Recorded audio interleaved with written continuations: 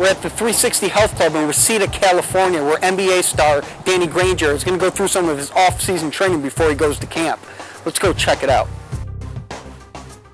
In high school, I just kind of was a pretty good athlete, and I just did what I did. But as I became a higher level athlete, from college to the pro, training became that much more important, because it really separates one player from the next, how hard you train. I started seriously training probably as a sophomore in college, when I took training to a whole nother level, and it got me where I am right now.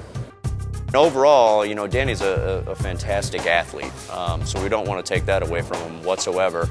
A couple of the things that we picked up on were Danny's very tight in his posterior chain, or basically through his lower back and hamstrings. And a lot of times that leads to a little bit of excess pressure on the knees. One of Danny's biggest concerns was his ability to stay low on defense. So we want to make sure that Danny increases his range of motion at the hips and strengthens those muscles appropriately so that he can stay in a lower defensive position for longer.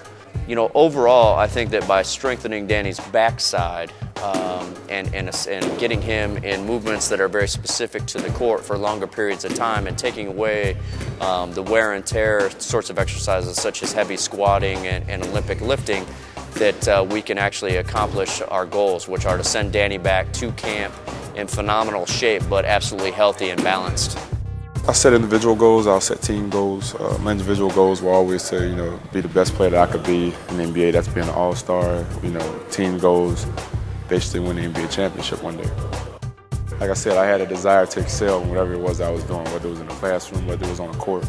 Fortunately, I've had a great career, and hopefully I'll continue to.